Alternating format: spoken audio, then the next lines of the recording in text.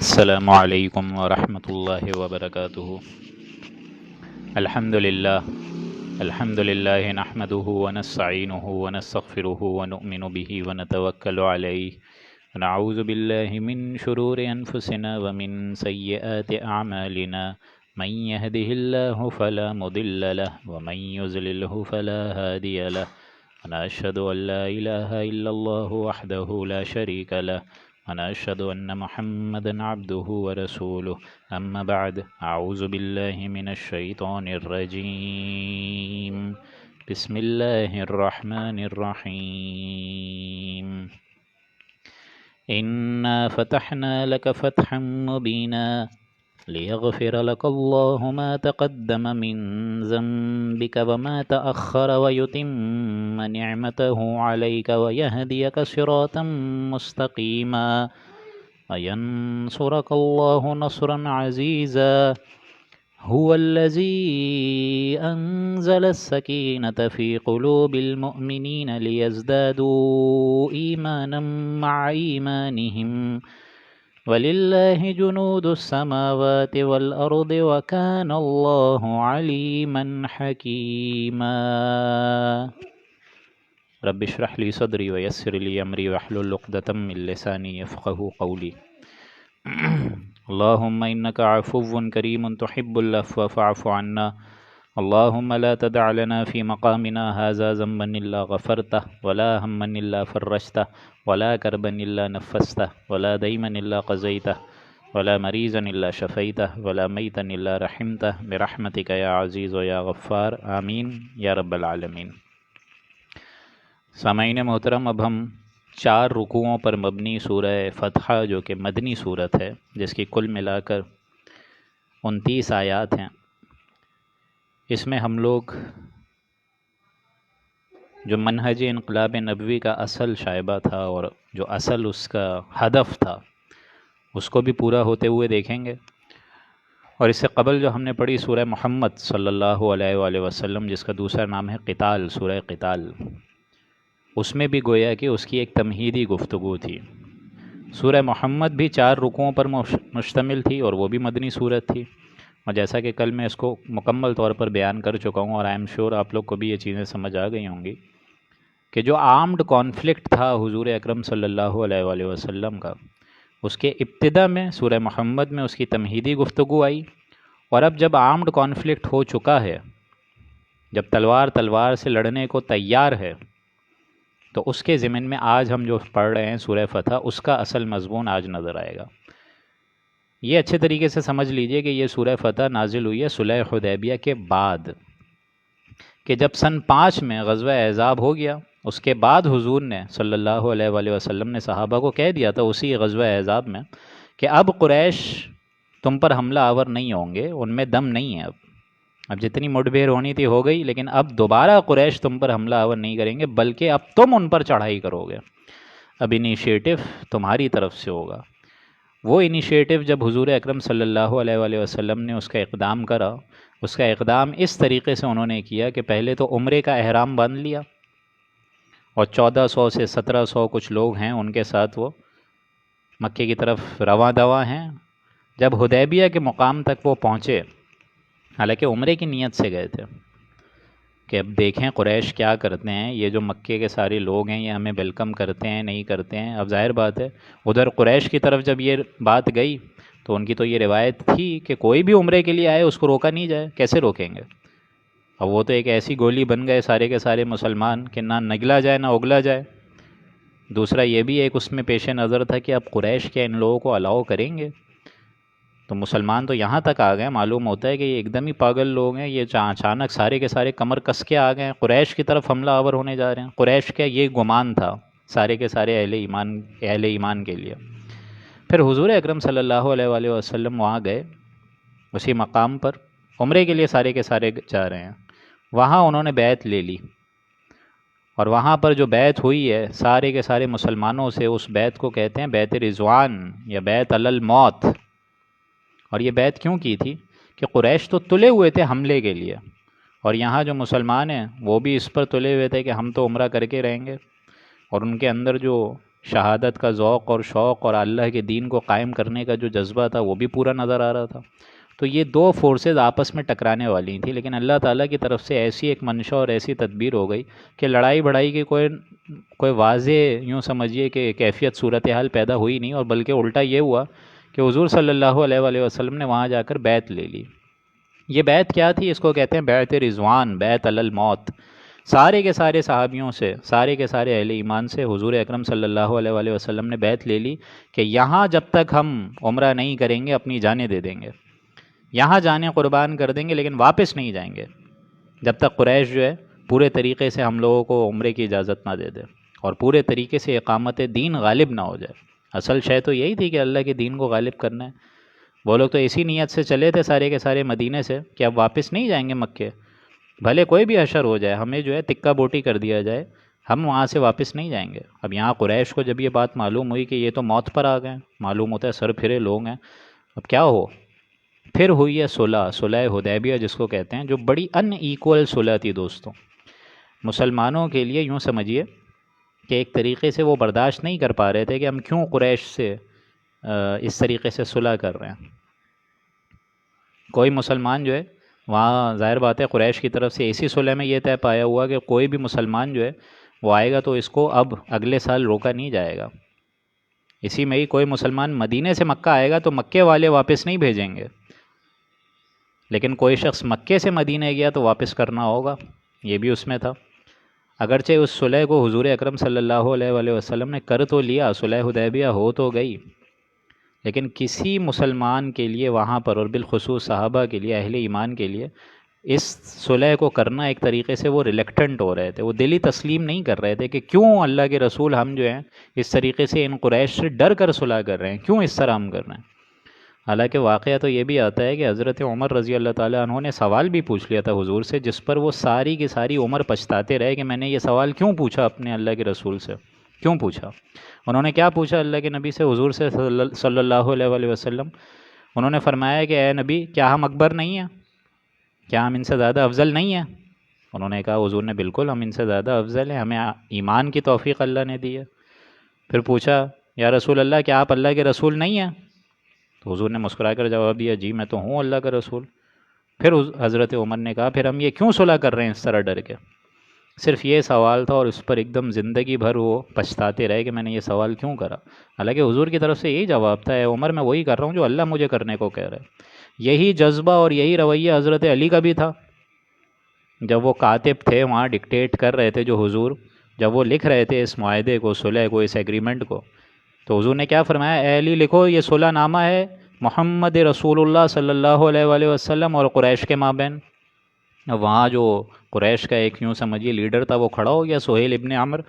اس نے اعتراض کر دیا کہ بھائی ہم تو آپ کو اللہ کا رسول مانتے ہی نہیں ہیں، اگر میں اس پر سائن کر دوں، دونوں فریقین کے دستخط ہوں گے اس ایگریمنٹ پہ، صلح حدیبیہ پہ، تو ہم تو مانتے ہی نہیں ہیں آپ کو اللہ کا رسول، اس کا مطلب یہ ہوا میرے سائن کا مطلب یہ ہے کہ ہم نے آپ کو تسلیم کر لیا، ہم تو مانتے ہی نہیں ہیں۔ تو حضور نے مسکرا کر جواب دیا کہ اے سہیل ابن عمر، تم چاہے مانو یا نہ مانو، میں واقعتاً اللہ کا رسول ہوں۔ تو اس پر دونوں کے فریقین کے دستخط بھی، اس پہ اللہ کے نبی نے فرمائی بھی یہ بات حضرت علی کو مخاطب کر کے کہ اے علی مٹا دو ذرا میرا جو نام ہے اس کے آگے محمد رسول اللہ کے بجائے لکھ دو محمد ابن عبداللہ، کہ یہ معاہدہ ہے محمد ابن عبداللہ اور اس قریش کے مابین۔ تو حضرت علی وہاں جذباتی ہو گئے کہ یا رسول اللہ یہ میں کام نہیں کر سکتا، میں اپنے ہاتھ سے آپ کا نام نہیں مٹا سکتا۔ حالانکہ دیکھیں ادب کا تقاضا تو یہ ہے کہ جو لیڈر بول رہا ہے وہ کرنا ہے، لیکن اس کو یوں سمجھ لیجئے کہ اپنی جگہ وہ سارے مسلمان اس قدر جذباتی ہوئے تھے حمیت دین کی وجہ سے کہ یہ صلح ہو کیوں رہی ہے، ہم ڈر کے کیوں صلح کر رہے ہیں۔ مسلمانوں کے جو دل تھے وہ غمزدہ تھے، غمگین تھے، اور وہاں جا کے احرام بھی کھول دیے گئے سارے کے سارے، جس پر یہ صورت اتری ہے کہ جو مسلمانوں کی دل جوئی کے لیے آغاز دیکھیں کتنا بہترین ہے کہ ان مسلمانوں کی دل جوئی کرائی جا رہی ہے، ان کو ہمت حوصلہ افزائی کرائی جا رہی ہے کہ تم یہ نہ سمجھو کہ دب کر صلح ہوئی ہے، نہیں، اس میں دور اندیشی کے لحاظ سے اگر تم نوٹ کرو گے تو ہم نے تو تم کو بہت روشن فتح دی ہے۔ اس لیے دیکھیں آپ لوگ یہاں پر جو الفاظ ہیں وہ بھی یہی ہیں۔ اب ہم بسم اللہ کرنے جا رہے ہیں، اعوذ باللہ من الشیطان الرجیم، بسم اللہ الرحمن الرحیم، انا فتحنا لک فتحا مبینا۔ کہ بے شک اے نبی ہم نے تو آپ کو ایک کھلم کھلا بہت واضح بہت پاک صاف بہت روشن فتح دی ہے. یعنی یہ جو ٹریٹی ہوئی ہے صلح، یہ دب کر نہیں ہوئی ہے، یہ ایک دم کھلم کھلا. کیوں بول رہا ہے اس صلح کو؟ اس کو سمجھیے ذرا. یہاں مسلمان جذباتی سارے یہ سمجھ رہے ہیں کہ یہ صلح ہم دب کے کر رہے ہیں، اور اللہ تعالیٰ کہہ رہا ہے کہ فتح مبین ہے، روشن فتح ہے. یہ ٹریٹی کا مطلب یہ ہے کہ جب دونوں فریقین ایک دوسرے کو ریکگنائز کر لیں، مطلب قریش نے آج تسلیم کر لیا کہ Muhammad is a power to reckon with. They admitted it, peace be upon him. یہ تسلیم کرنا اللہ کی طرف سے گویا کہ فتح عظیم ہے کہ اب حضور کی اب ایک جماعت ہو گئی ہے، اور اب ہم ان پر حملہ آور نہیں ہو سکتے. یہ فتح عظیم ہے. لِيَغْفِرَ لَكَ اللَّهُ مَا تَقَدَّمَ مِن ذَنبِكَ وَمَا تَأَخَّرَ، تاکہ اللہ تعالیٰ آپ کی اے نبی سب اگلی پچھلی خطائیں معاف فرما دے اور آپ پر اپنے احسانات کی تکمیل کر دے. وَيُتِمَّ نِعْمَهُ، آپ کے اپنے انعام کو پورا کر دے. علیک، آپ کے اوپر. وَيَهْدِيَكَ صِرَاطًا مُسْتَقِيمًا، اور اے نبی آپ کو سیدھے راستے پر اللہ تعالیٰ چلائے. اب دیکھیں لفظی ترجمہ تو یہی ہے کہ سارا کا سارا خطاب حضور سے ہو رہا ہے. اب اس میں یہ بھی اشکال ہو سکتا ہے کہ حضور تو پہلے ہی سیدھی راستے پر ہیں، سیدھی راہ پر ہیں، تمام اہل ایمان بھی سیدھے راستے پر ہیں. حضرت ابو بکر کو بھی اس راستے پر چلتے ہوئے اب 18 سے 20 برس ہو گئے. اس کا مطلب یہ ہے کہ اس جد و جہد میں اگر کسی بھی مسلمان سے، اس اقامت دین کی جد و جہد میں اور بھاگ دوڑ میں اگر کسی بھی سادہ مسلمان سے بھی کوئی بھی غلطی ہو گئی ہے، چاہے کسی بھی نوعیت کی، تو اب آپ لوگ بھی گھبرائیے نہیں. اللہ تعالیٰ نے اب آپ کو جو فتح عظیم دی ہے، وہ ان تمام کوتاہیوں کو، ان تمام تقصیرات کو، ان تمام لرزشوں کو درگزر فرما دے گا. یہ فتح مبین سب کو کور کر جائے گا. اور اب آپ صلی اللہ علیہ وآلہ وسلم کی جو جد و جہد چلے گی، جو اب ان کا منہج انقلاب نبوی چلے گا، وہ تو ایک دم سیدھے راستے پر. وَيَهْدِيَكَ صِرَاطًا مُسْتَقِيمًا. اب جو آپ کے آگے فتوحات کا سلسلہ نبی شروع ہوگا، اور جو منہج انقلاب نبوی شروع ہوگا، یہ فتح مبین جو اب شروع ہوگا، یہ تو ایک دم سیدھی کی طرف، تیر کی طرف، یوں سمجھیے اپنے ٹارگٹ کی طرف رواں دواں ہوگا، اپنے ہدف کو پورا کر کے رہے گا. اب اس میں کوئی تزلزل نہیں ہوگا، بلکہ اس اقامت دین کی جو جد و جہد ہے وہ اب ایک دم سیدھے تیر کی طرح چلے گی آپ کی. یہ مطلب ہے اس کا. کیونکہ آپ کو معلوم ہے، کل میں آپ کو یہ بات واضح کر چکا ہوں کہ بھلے ایک تحریک چل رہی ہے، تبلیغ چل رہی ہے، دعوت چل رہی ہے، اقامت دین کی جد و جہد چل رہی ہے، اس میں ظاہر بات ہے ایک لیڈر بھی ہیں اور اس کے نیچے اہل ایمان بھی ہیں. یہاں ایڈریس کیا جا رہا ہے لیڈر کو، لیکن تمام کے تمام اہل ایمان بھی ان کی طرف ایڈریس ہو رہے ہیں. کیونکہ ظاہر بات ہے حضور صلی اللہ علیہ وآلہ وسلم سے تو ایک دم یہ بعید ہے اور وراء الورا شے ہے کہ ان سے معاذ اللہ کوئی غلطی بھی ہوئی ہو، ایک دم ورا شے ہے یہ. لیکن ظاہر بات ہے اس جد و جہد میں کوئی نہ کوئی سادہ مسلمان جس سے اگر کبھی نہ کبھی کوئی تزلزل ہوا، کبھی نہ کبھی کوئی کوتاہی ہوئی، تو یہ فتح مبین اے نبی ان تمام کوتاہیوں کو اس کو کور کر جائے گا، اور اب آپ کی جد و جہد ایک دم سیدھی چلے گی. وَيَنْصُرَكَ اللَّهُ نَصْرًا عَزِيزًا، اور اللہ آپ کو ایسا غلبہ دے گا، ایسا غلبہ دے گا، کیونکہ اللہ سبحانہ و تعالیٰ تو ہے ہی مدد کرنے والا اور وہ ہے ہی باعزت. یعنی دین تو مکمل ہو چکا. یہاں لفظ دیکھیں نا آپ، وَيُتِمَّ نِعْمَهُ، اللہ فرما رہا ہے کہ ہم آپ کے اوپر اپنی نعمت کو تمام کر دیں گے. ہم پہلے پڑھ چکے ہیں سورہ مائدہ میں، الْيَوْمَ أَكْمَلْتُ لَكُمْ دِينَكُمْ وَأَتْمَمْتُ عَلَيْكُمْ نِعْمَتِي وَرَضِيتُ لَكُمُ الْإِسْلَامَ دِينًا، کہ دین تو آج پورا ہو گیا ہے نبی. تو کس چیز کی یہاں بات ہو رہی ہے؟ کیا چیز ادھوری رہ گئی ہے؟ کیا انعام اللہ تعالیٰ پورا فرما رہا ہے؟ انعام اللہ یہ پورا فرما رہا ہے کہ اس اقامت دین کی جب تک عملی طور پر ڈیمانسٹریشن مکمل نہ ہو، جب تک اللہ کی حکومت قائم نہ ہو جائے، جب تک کہ اللہ کا عادلانہ نظام پوری روئے زمین پر قائم نہ ہو جائے، تب تک آپ کو معلوم ہے آئیڈیل قوم ہونا یا نمونہ سامنا آنا تو اس کے بعد ہوگا. لہٰذا اب آپ کی جو جد و جہد چلے گی وہ سیدھے طریقے پر چلے گی، اور اس پر ہم آپ کو اپنی تمام نعمتوں کے ذریعے سے اس تحریک کو آگے رواں دوا کریں گے. کیونکہ ہم نے تو اے نبی آپ کو بھیجا ہی ہے، هو الذی ارسل رسولہ بالہدی ودین الحق لیظہرہ علی الدین کلہ. اسی سورہ مبارک کے آخر میں یہ آیت آ جائے گی. چنانچہ اب جو انقلاب نبوی ہے وہ پھیلے گا، اور اگر اس میں کسی ساتھی سے کوئی کمی بیشی ہو گئی ہے تو ان سب کی تلافی یہ فتح مبین فرما دے گا. وَيَنْصُرَكَ اللَّهُ نَصْرًا عَزِيزًا، اور اللہ تعالیٰ آپ کی مدد کرے گا، آپ کو ایسا غلبہ دے گا جس میں عزت ہی عزت ہوگی. نصرًا عزیزا. هُوَ الَّذِي أَنزَلَ السَّكِينَةَ فِي قُلُوبِ الْمُؤْمِنِينَ لِيَزْدَادُوا إِيمَانًا مَعَ إِيمَانِهِمْ اللہ تو وہ اللہ ہے جس نے مسلمانوں کے دلوں میں تحمل پیدا کرا، سکون پیدا کرا، اطمینان اور چین پیدا کرا، لیزدادوا ایمانا مع ایمانہم، تاکہ ان کے پہلے جو ایمان تھے ان میں ایمان میں اور اضافہ ہو جائے، ایمانوں میں ترقی ہو جائے۔ ظاہر بات ہے وہ تو جب نکلے ہیں تو بیعت علی الموت کرنے نکلے ہیں، جانے دینے کو آمادہ ہو گئے اللہ کے نبی کے ایک حکم پہ، تو ان کے دلوں کو بھی تو اللہ نے سکون دیا، تبھی تو ان کے اندر یہ نظم و ضبط پیدا ہوا ہے نا، کہ ایک شخص اگر کسی انسان کو بھی کوئی حکم دے تو اس میں ذرہ بھر تھوڑا بہت تزلزل ہوتا ہے، لیکن حضور اکرم صلی اللہ علیہ وآلہ وسلم نے ایسی جامع ترین تربیت کری کہ اس صلح حدیبیہ پر سب راضی ہو گئے، سب کے سب۔ حالانکہ آپ یوں سمجھیے کہ پہلے وہ سارے مسلمان جو ہیں اس حق میں نہیں تھے کہ ہم صلح جو ہے اے نبی دب کے کیوں کر رہے ہیں، لیکن محمد مصطفیٰ صلی اللہ علیہ وآلہ وسلم کی جو اطاعت کا سب سے بڑا ٹیسٹ ہوا ہے، سب سے بڑا، وہ وہاں ہوا ہے صلح حدیبیہ میں۔ آپ یقین کریں جب حضور نے پہلی دفعہ بولا، جب صلح حدیبیہ ہو رہی تھی، اولین تو کوئی اس کے حق میں نہیں تھا، جب حضور نے بولا کہ اے مسلمانوں ٹھیک ہے اب صلح حدیبیہ ہو گئی، جو ساری ڈکٹیشن ہو گئی تھی، پھر مسلمانوں سے انہوں نے خطاب کر کے فرمایا کہ اے مسلمانوں اب اٹھو اور احرام کھول دو اور یہیں قربانی کر دو، جو جانور لائے ہو یہیں ذبح کر دو، اگلے سال ہم عمرہ کریں گے۔ آپ یقین کریں ایک شخص بھی نہیں اٹھا، اور میں بعض اوقات حیران ہوتا ہوں، حضرت ابو بکر حضرت عمر بھی نہیں اٹھے، ایک مرتبہ بھی کوئی نہیں اٹھا۔ دوسری مرتبہ کہا چلو اچھا مسلمانوں اٹھو احرام کھولو قربانی ادا کرو، کوئی نہیں اٹھا۔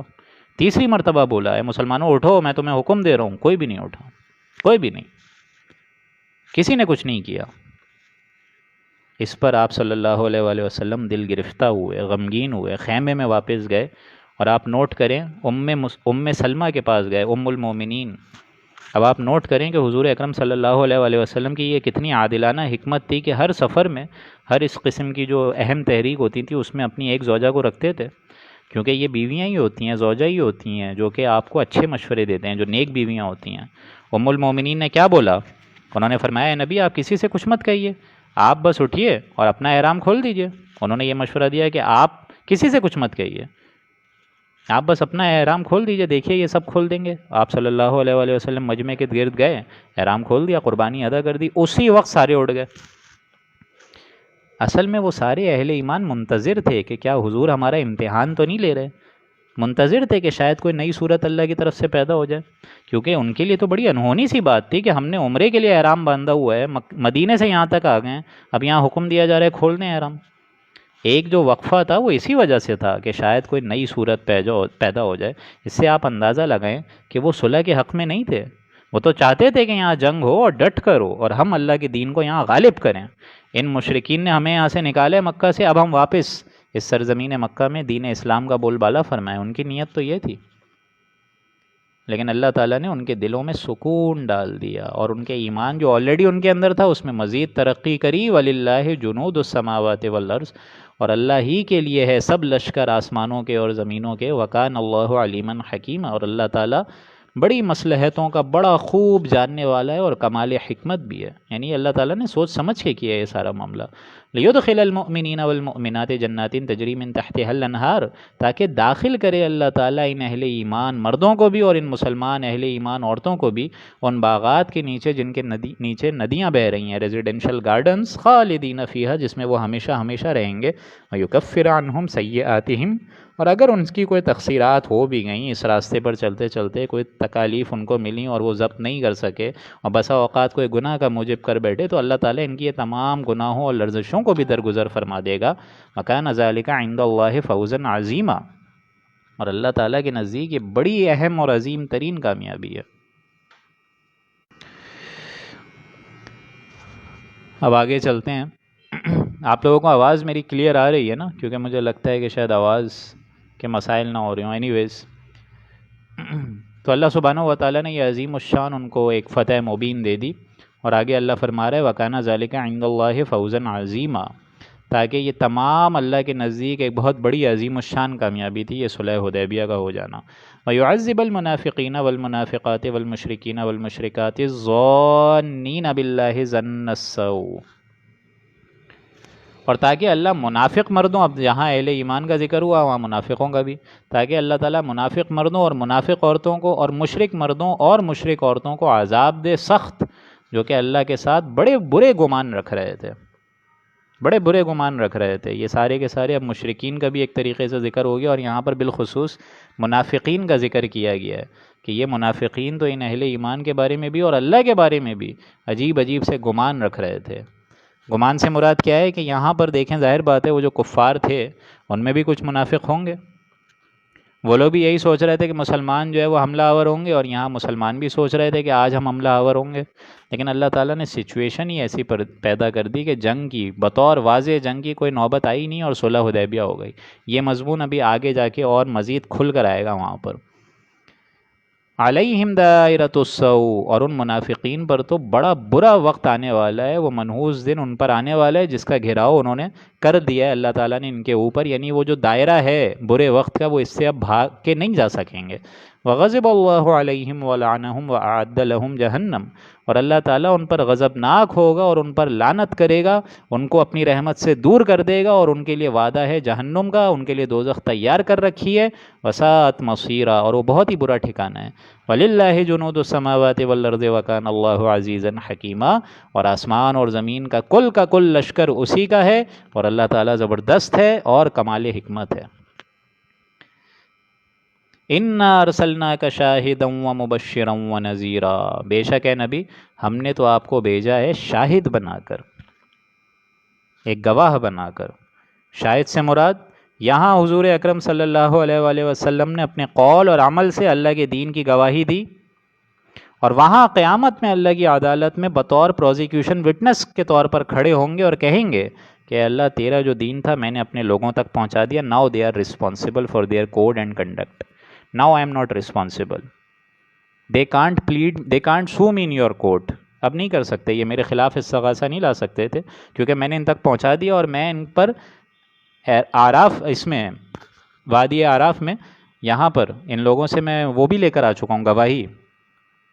عرفات میں میں ان لوگوں سے گواہی بھی لے کر آ چکا ہوں کہ میں جو ہوں آپ کا دین پہنچا چکا ہوں. ان سب نے گواہی دی ہے. تو سب سے اولین جو اللہ تعالیٰ کے اس نبی کی حضور اکرم صلی اللہ علیہ وآلہ وسلم کی شاہد جو اصل وہ ہے امپورٹنس ہے، وہ ہے گواہ، شاہد. اور یہی وجہ ہے کہ ہم سورہ انعام میں پڑھ چکے ہیں، فقئی سورہ نساء میں فَكَيْفَ إِذَا جِئْنَا مِن كُلِّ أُمَّةٍ بِشَهِيدٍ وَجِئْنَا بِكَ عَلَىٰ هَٰؤُلَاءِ شَهِيدًا، کہ کیا ہوگا اس دن کہ جب اے نبی ہم ہر امت میں سے ایک گروہ کو کھڑا کریں گے، اور ان کو کھڑا کریں گے، آپ کو کھڑا کریں گے ان کے اوپر، اپنی اس امت کے اوپر. کھڑے سے مراد ان کے خلاف کھڑا کریں گے. عَلَىٰ هَٰؤُلَاءِ شَهِيدًا، اور وہاں میں بتا چکا تھا عَلَىٰ کا مطلب یہی ہوتا ہے مخالفت میں. عربی میں عَلَىٰ کا لفظ جو آتا ہے وہ مخالفت میں آتا ہے کہ اللہ تعالیٰ میں نے تیرا دین پہنچا دیا تھا ان کے آگے. Now they are responsible, now I am not responsible. انہوں نے دین کو کیا پھیلانا تھا، انہوں نے تو خود دین کو چھوڑ دیا. اور دوسری شے وَمُبَشِّرًا وَنَذِيرًا، اور بشارت دینے والے ہیں اور ڈر سنا کر ہم نے بھیجا ہے آپ کو. یعنی ڈر سنانے والا بنا کر بھیجا ہے کہ آپ بشارت ان لوگوں کو دیں جو کہ اس راستے کو اڈاپٹ کرتے ہیں، اور روح و ریحان و جنت و نعیم کی خوشخبریاں دیں آپ ان کو. اور جو اس راستے کو ترک کر دیں ان کے لیے آپ ڈر سنانے والے کے طور پر ہیں. لِتُؤْمِنُوا بِاللَّهِ وَرَسُولِهِ وَتُعَزِّرُوهُ وَتُوَقِّرُوهُ، تاکہ تم لوگ بھی اللہ پر اور اللہ کے رسول پر ایمان لاؤ اور ان کی مدد کرو. وَتُوَقِّرُوهُ، اور ان کی تعظیم کرو. تعظیم سے مراد ان کا ادب کرو. اللہ کے رسول کی مدد کرنے سے مراد یعنی ان کے اس دین کو اب پھیلانا تمہاری ذمہ داری ہے، تو ان کی مدد کرو اس مشن میں، اور ساتھ ساتھ ان کا ادب بھی، لحاظ بھی رکھو. وَتُسَبِّحُوهُ بُكْرَةً وَأَصِيلًا، اور جہاں تم ایمان اللہ پر لا رہے ہو تو صبح اور شام اس کی تسبیح بھی بیان کرتے رہو، اس کی تسبیح میں لگے رہو. إِنَّ الَّذِينَ يُبَايِعُونَكَ انما یبایعون اللہ، یہ آیت بہت اہم ہے، اور اس کو جو ہے یوں سمجھیے کہ کافی اس کے مفہوم بھی ہیں. میں جو مناسب اس کو سمجھتا ہوں اور جس سے میں زیادہ پسند بھی کرتا ہوں اور جس کے حق میں بھی میں ہوں، میں وہی آپ کو بتاؤں گا. کیونکہ یہ آیت ایسی ہے کہ آج جدید یوں سمجھیے دنیا میں بھی اس کا بڑا زور و شور ہے کہ یہ جو بیعت کا معاملہ ہے، یہ بیعت کس طریقے سے کرنی ہے اور کس کے ہاتھ میں کرنی ہے، کب کرنی ہے. یہ اللہ تعالیٰ نے ہمیں ایک طریقہ سمجھایا ہوا ہے. یہی طریقہ آ چکا تھا سورہ توبہ میں، اگر آپ کو یاد ہو. سورہ توبہ اگر آپ لوگ کو یاد ہو، جو ہم لوگ نے غالباً شاید ستمبر یا اکتوبر میں کری تھی، اس میں آیت نمبر 111 بہت اہم تھی. میں نے وہاں پہ بھی آپ کو بتایا تھا، یہ مضمون دوبارہ آئے گا. ان اللہ اشتری من المؤمنین انفسهم واموالهم بان لهم الجنہ، کہ بے شک اللہ تعالیٰ نے مسلمانوں سے ان کی جانوں کو اور ان کے مالوں کو خرید لیا ہے اس وجہ سے، اس کے عوض کہ ان کو جنت میں جگہ دے گا۔ یقاتلون فی سبیل اللہ فیقتلون ویقتلون، وہ لوگ اللہ کی راہ میں لڑتے بھی ہیں جس میں قتل بھی ہو جاتے ہیں اور قتل کرتے بھی ہیں، خود بھی مارے جاتے ہیں، شہید ہو جاتے ہیں، اور دوسروں کو بھی، جو دوسرے کفار ہیں ان کو بھی ہلاک کر دیتے ہیں۔ وعدًا علیہ حقًا فی التوراۃ والانجیل والقرآن، اس پر اللہ کی طرف سے سچا وعدہ ہے تورات میں بھی اور انجیل میں بھی اور قرآن میں بھی۔ ومن اوفی بعہدہ من اللہ فاستبشروا، اور اللہ سے زیادہ اپنے وعدے کو پورا کرنے والا اور کون ہوگا؟ فاستبشروا، تو اے مسلمانوں تم لوگ خوشیاں مناؤ، ببیعکم الذی بایعتم بہ، اس بیع و شرع پر جس بیع و شرع کو تم اللہ کے ساتھ کر کے آ چکے ہو، اس پر خوشیاں مناؤ۔ اب دیکھیں یہی الفاظ اس آیت نمبر 11 میں یہاں پر ہیں، آیت نمبر 10 میں، ان الذین یبایعونک، دیکھیں وہی الفاظ آ گئے کہ بے شک اے نبی جو لوگ آپ سے بیعت کر رہے ہیں، پہلے ترجمہ سنیے گا، اے نبی بے شک جو لوگ آپ سے بیعت کر رہے ہیں، انما یبایعون اللہ، وہ تو در حقیقت واقعتاً اللہ سے بیعت کر رہے ہیں، ید اللہ فوق ایدیہم، اللہ کا ہاتھ ہے ان کے ہاتھوں پر، فمن نکث فانما ینکث علی نفسہ، پھر اس شخص سے زیادہ اور کون وبال جان ہوگا اس کے اوپر کہ اگر وہ شخص اس عہد کو توڑے تو اس کے عہد کا توڑنے کا وبال بھی اسی کے اوپر ہوگا۔ ومن اوفا، اور جو شخص اس بات کو پورا کرے گا، بما عاہد علیہ اللہ، جس بیعت کو وہ اللہ سے کر کے آ چکا ہے، جو بیع و شرع وہ اللہ سے کر کے آ چکا ہے، فسیؤتیہ اجرا عظیما، تو ان کے لیے تو بڑا ہی اجر عظیم اللہ ان کو دے گا۔ یعنی یہ جو خرید و فروخت ہے اس کو کہتے ہیں بیع و شرع، جس کے بارے میں ابھی میں آپ کو ایک سورہ توبہ کی 111ویں آیت پڑھا چکا ہوں کہ خوشیاں مناؤ اس بیع و شرع پر، اس سودے پر جو تم نے اللہ سے کیا ہے۔ اچھا یہ بیع تو ہوئی بندے اور اللہ کے مابین، فرض کریں میں بیع کر رہا ہوں کہ اللہ میں اپنی جان اور مال، اپنی ساری چیزیں تیرے حوالے کرتا ہوں، لیکن اللہ اور میرے درمیان تو غیب کا پردہ ہے، تو کس کے حکم پر میں یہ اتھارٹی لوں؟ کس کے حکم پر اپنا جان پیش کروں؟ کس کے حکم پر اپنے مال کو لگاؤں؟ کس کے کہنے پر کروں؟ اور کہاں لگاؤں مال، اور کہاں خرچ کروں؟ کس کے کہنے پر یہ ساری چیزیں کروں؟ اب اس کے لیے کسی انسان کی ذمہ داری تو ہونی چاہیے نا، کوئی انسان ہے بطور میڈیم تو ہونا ضروری ہے۔ اب وہ شخصیت، وہ انسان عظیم اس وقت تھے محمد عربی صلی اللہ علیہ وآلہ وسلم۔ بیعت اللہ سے ہے اور بیعت محمد سے ہے، بیع و شرع اللہ سے ہے، خرید و فروخت جو ہم کر رہے ہیں اپنی جان اور مال کی، اس کو جو عوض کر رہے ہیں اور جنت کے حصول کی ایک امنگ رکھ رہے ہیں، یہ بیع و شرع اللہ سے ہے، لیکن بیعت محمد مصطفیٰ صلی اللہ علیہ وآلہ وسلم کے دست مبارک پر ہوئی ہے۔ وہ بتائیں گے، محمد رسول اللہ بتائیں گے آپ لوگوں کو، وہ بتائیں گے کہ جان کہاں لگاؤ، مال کہاں کھپاؤ، زندگی کس کو دو، جان ہتھیلی پر رکھو، میدان میں آ جاؤ، یہ سارے معاملات اللہ کے نبی بتائیں گے۔ لہٰذا جو بیع ہوئی ہے وہ اللہ سے تو ہوئی ہے، لیکن اس کے لیے بیعت محمد ضروری ہے، یعنی دست مبارک حضور اکرم صلی اللہ علیہ وسلم کا ضروری ہے۔ اب دیکھیں دوستوں اس آیت کو اس طریقے سے سمجھیے کہ یہ عرب کا رواج تھا کہ جب وہ کوئی سودا کرتے تھے نا تو مصافحہ کرتے تھے، پہلے مصافحہ کرتے تھے، ہاتھ ملاتے تھے۔ اب ہاتھ ملانے کا مطلب یہ ہوتا تھا اس وقت کہ اب سودا ہو چکا ہے، سودا جو ہے وہ ایک دم لکھ لیا چکا ہے، اب آپ بیک نہیں کر سکتے، جب تک مسافہ نہ ہو آپ بیک کر سکتے ہیں، لیکن ایک بار مسافہ ہو جائے، ہاتھ سے ہاتھ مل جائے، پھر اب آپ بیک ڈاؤن نہیں کر سکتے ہیں اس معاہدے سے۔ تو حضور اکرم صلی اللہ علیہ وآلہ وسلم سے جو بیعت ہوئی ہے، یہ بیعت ہوئی ہے وہاں صلح حدیبیہ کے موقع پہ، کہ جیسے آپ حکم دیں گے جان مال خرچ وہاں کریں گے، جس طرح کہیں گے کریں گے، یہ بیعت ہوئی ہے حضور سے۔ اچھا اس کو یوں سمجھیے کہ یہ تو گویا کہ 3 فریق ہو گئے نا، کہ ایک اللہ جس سے بیع ہوئی ہے خرید و فروخت وہ بیع، اور پھر حضور اکرم صلی اللہ علیہ وآلہ وسلم جن کے دست مبارک پر یہ معاملہ ہوا ہے وہ بیعت ہو گئی۔ یعنی ایک ہے حضور اکرم صلی اللہ علیہ وآلہ وسلم کا ہاتھ جس پر بندہ مومن اپنا ہاتھ رکھتا ہے، دست مبارک پر ان کے اپنا ہاتھ رکھتا ہے، لیکن اللہ تعالیٰ نے کیا فرمایا کہ ایک اور تیسرا بھی ہاتھ ہے جو تمہیں نظر نہیں آ رہا، وہ انویزیبل ہاتھ ہے، ید اللہ فوق ایدیہم، اللہ کا ہاتھ ان کے اوپر ہے،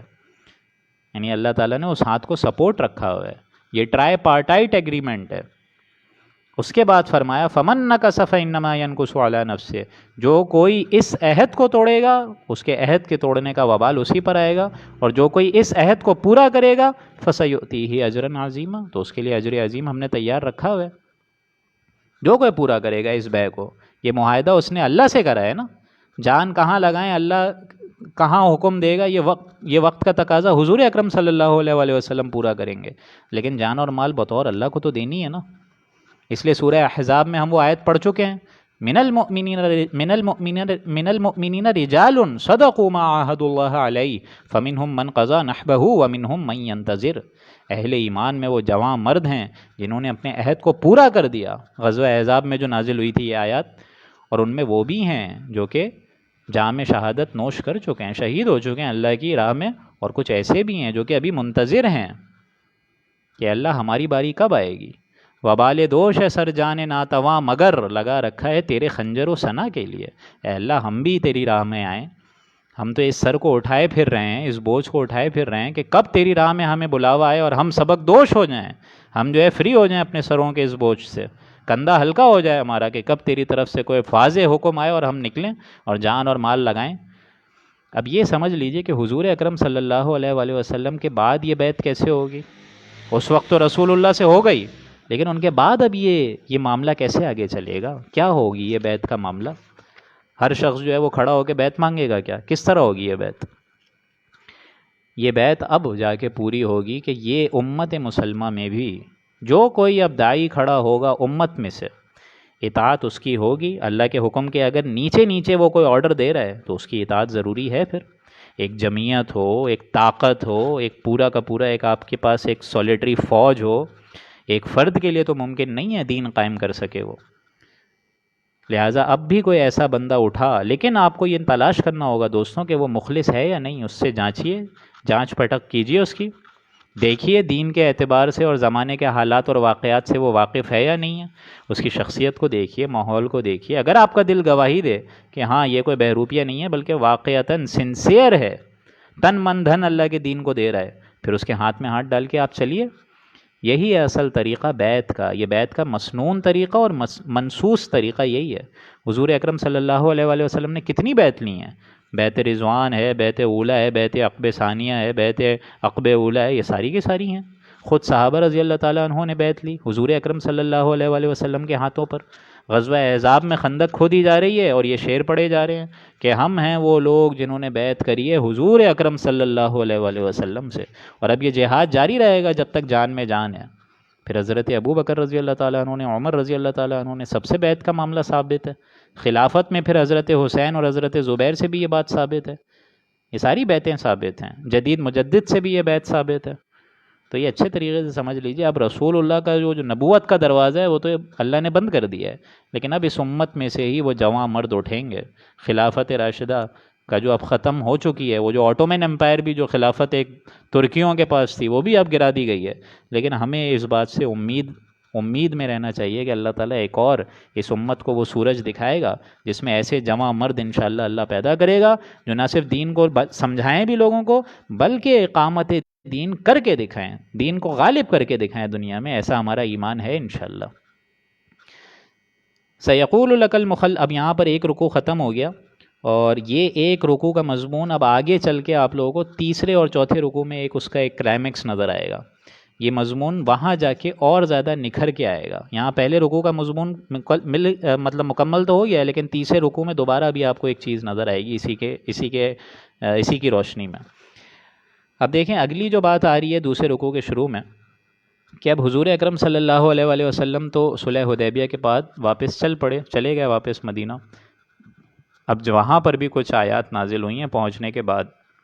جیسے غزوہ تبوک سے واپسی پر بھی آیات آئی تھیں، وہ ہم پڑھ چکے ہیں سورہ توبہ میں، کہ اعراب والے کہیں گے، آپ سے سوال کریں گے یہ ساری چیزیں کہ ہم آپ کے ساتھ نہیں چل سکے، ایسی باتیں کریں گے۔ تو اب یہاں پر بھی دیکھیے اب وہی ایک انداز آ رہا ہے کہ منافق کے پورے جو رول ہے اس کو کھول کے بتایا گیا ہے کہ یہ منافقت کی کیا انتہا ہوتی ہے۔ سیقول لک المخلفون من الاعراب، جو دیہاتی پیچھے رہ گئے، جو بدو بادیہ نشین جو عرب میں جو کہ دور دور علاقے میں اے نبی آپ کے ساتھ اس صلح حدیبیہ میں شریک نہ ہو سکے، جب آپ واپس جائیں گے تو وہ عنقریب کہیں گے کہ ہم کو ہمارے مال اور عیال نے فرصت نہ لینے دی، من الاعراب شغلتنا اموالنا واہلونا، ہم اے نبی آپ کے ساتھ چل نہیں سکے، جا نہیں سکے، کیونکہ ظاہر بات ہے ہم اپنے ان اموال میں لگے ہوئے تھے، اہل و عیال کی دیکھ بھال کر رہے تھے، ہمیں فلاں مجبوری ہو گئی تھی، فلاں مجبوری ہو گئی تھی، تو اے نبی یہ باتیں آپ سے کریں گے، فاستغفر لنا، اور ظاہر بات ہے آپ سے پھر آپ کے لیے معافی کی بھی دعائیں کریں گے اپنے لیے کہ اس کوتاہی میں ہمیں معاف کر دیجئے، یقولون بألسنتہم ما لیس فی قلوبہم، تو یہ لوگ اپنی زبان سے وہ بات کہہ رہے ہیں نبی جو ان کے دل میں نہیں ہے، دل میں تو ان کے منافقت ہے۔ قل فمن یملک لکم من اللہ شیئا ان اراد بکم ضرا او اراد بکم نفعا، تو آپ کہہ دیجئے کہ سو کون ہے جو کہ خدا کے سامنے تمہارے لیے کسی چیز کا کچھ بھی اختیار رکھتا ہو، اور اگر اللہ تم کو کوئی نقصان دے تو کوئی نفع پہنچانا چاہے یا کوئی نفع دینا چاہے یا نقصان پہنچانا چاہے تو بھلا کسی اور کو کوئی اختیار بھی ہے؟ یعنی کون ہے وہ کہ کوئی اختیار رکھے تمہارے بارے میں کچھ بھی، کہ اگر اللہ نے کوئی ضرر یا کوئی نفع کا ارادہ تمہارے لیے کیا ہو، یعنی اگر کوئی خرابی ہونی تھی تو کیا تمہارے یہاں رہنے سے اثر، مطلب تمہارے یہاں رہنے سے نہیں آتی یا آ جاتی؟ یا اسی طریقے سے تم اگر ہمارے ساتھ نکلتے، اگر تو خیر آنا تھا تو تمہاری غیر موجودگی میں بھی آ جاتا، اور اگر شر آنا تھا تو تمہاری موجودگی میں بھی آ جاتا۔ تمہارا نکلنا نہ نکلنا تو گویا کہ اس میں کوئی عمل دخل ہے ہی نہیں، تمہارا رہنا نہ رہنا یہ تو کوئی بات ہے ہی نہیں، اس میں تو تم اپنی دلیل کو اوور کم نہیں کرو۔ تم اصل نکلے کیوں نہیں؟ کیوں تمہارا یہ گمان ہو گیا تھا؟ تمہیں اللہ تعالیٰ کی راہ میں نکلنا چاہیے تھا، صلح حدیبیہ کی راہ میں نکلنا چاہیے تھا۔ بل کان اللہ بما تعملون خبیرا، بلکہ اللہ تعالیٰ تمہارے سارے اعمال پر مطلع ہے، اللہ تعالیٰ جانتا ہے تمہارے سارے اعمال کو، جو تمہارے اندر منافقت ہے اللہ تعالیٰ نے تو ابھی پردہ ڈالا ہوا ہے، لیکن اللہ تعالیٰ کے علم میں ہے تم نے یہ حرکت کیوں کری۔ بل ظننتم ان لن ينقلب الرسول والمؤمنون الى اہلیہم ابدا، بلکہ تم نے یوں سمجھا کہ رسول اور مومنین اپنے گھر والوں میں کبھی لوٹ کر نہیں آئیں گے، تمہارا یہ گمان ہو گیا تھا۔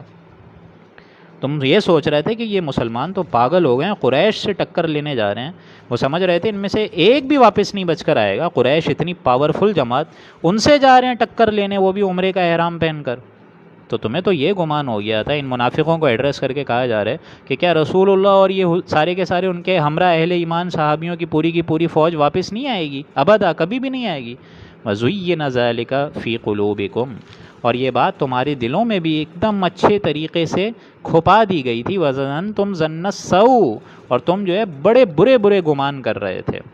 تم گمان کر رہے تھے کہ وہاں پتہ نہیں جا کے یہ لوگ ان لوگ کی تکہ بوٹی نہ ہو جائے، تم اپنے بارے میں بھی یہ گمان کر رہے تھے کہ اچھا ہوا ہم نہیں گئے، وہ لوگ چلے گئے، ہم قتل و غارت سے بچ گئے، تو تم ایسے برے گمان کر رہے تھے۔ وَكُنْتُمْ قَوْمًا بُورًا، حقیقت میں تو تم ہو ہی برباد ہونے والے لوگ۔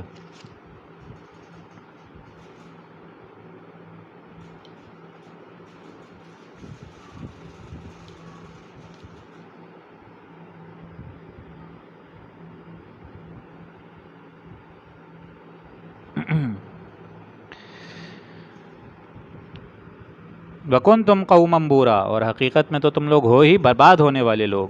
وَمَن لَّمْ يُؤْمِن بِاللَّهِ وَرَسُولِهِ فَإِنَّا أَعْتَدْنَا لِلْكَافِرِينَ سَعِيرًا، اور جو شخص اللہ پر اور اس کے رسول پر ایمان نہیں لائے گا سو ہم نے تو کافروں کے لیے ایک اہانت ناک سزا، دوزخ کی سزا تیار کر کے رکھی ہوئی ہے۔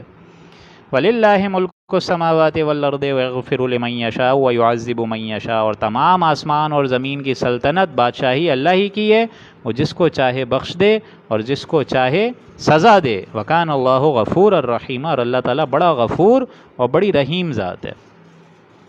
اب دیکھیں یہ پورا کا پورا جو مضمون آیا ہے اس میں آپ نے نوٹ کرا ہوگا کہ مشرکین کی بھی باتیں ساری کی ساری کھل کے سامنے آ گئیں، منافقین کا طرز عمل بھی سارا کا سارا سامنے آ کے رہ گیا کھل کے۔ اب دیکھیں آگے جو ہے تاریخی اعتبار سے اب ایک معاملہ آ رہا ہے، اور یہ نوٹ کرنے کی بات ہے کہ جب صلح ہو گئی، صلح حدیبیہ ہو گئی، اور حضور بھی مطمئن ہو گئے کہ اب قریش حملہ دوبارہ نہیں کرے گا، انہیں یہ پوری کی پوری اطمینان ہو گیا تھا، انہوں نے حضور اکرم صلی اللہ علیہ وآلہ وسلم نے پھر نیکسٹ مشن اپنا کیا کرا، اور یہ آپ سمجھیں اس طریقے سے کہ واقعتاً انقلاب لانا کتنی ایک گہری سوچ و فکر کا ایک باعث ہے کہ حضور نے دیکھیں اگلا اقدام کیا کرا کہ اپنی پوری طاقت کو لے کے خیبر پر چلے گئے، خیبر پر حملہ کیا، پھر جو یہودیوں کا اصل گڑھ تھا، ظاہر بات ہے وہاں بنو قنیقہ، بنو قینقا، بنو قزیر، یہ سارے کے سارے جو فورٹیفائڈ قلعے تھے ان کے، وہ سارے ان کے محل وہاں تھے. تو یہاں دیکھیں اشارہ کر کے بتایا جا رہا ہے مسلمانوں اب تم آگے نکلو گے. صلح حدیبیہ تو ہو گئی، اب تمہاری جو جد و جہد ہے وہ آگے چلے گی. اقامت دین جو ہے وہ اب صرف اور صرف جزیرہ نمایاں عرب تک نہیں رہ گیا، بلکہ اب تو تم ان لشکروں تک جاؤ گے، خیبر پر حملہ کرو گے، جو کہ بیسیکلی وہاں سے تم کو مال غنیمت ملے گا. اب دیکھیں اس کا ذکر ہو رہا ہے. سیقول المخلفون اذا انطلقتم الی مغانم لتأخذوها، بے شک اے نبی جو لوگ پیچھے رہ گئے تھے وہ عنقریب یہ کہیں گے جب آپ لوگوں کو غنیمتیں لینے کے لیے جانا ہوگا، جب تم خیبر کی طرف غنیمتیں لینے چلو گے تو یہ سب کہیں گے لتأخذوها ضرورا نتبعکم، کہ بھائی ہمیں بھی تو اجازت دے دیجئے کہ ہم آپ کے ساتھ چلیں خیبر تک. یہ وہ لوگ ہیں منافق جو کہ پہلے رسول اللہ کے ساتھ صلح حدیبیہ کے لیے نہیں نکلے تھے. یہ وہ لوگ کہہ رہے ہیں کہ ہمیں بھی آپ اجازت دیجئے، ہم بھی چلتے ہیں، اب خیبر کی طرف ہم بھی حملہ آور ہوتے ہیں، وہاں سے مال غنیمت مل رہا ہے. اب دیکھیں ایک سائیکالوجی دکھائی جا رہی ہے ان کی. یریدون ان یبدلوا کلام اللہ، وہ لوگ تو یوں چاہتے ہیں کہ اللہ کے حکم کو بدل دیں.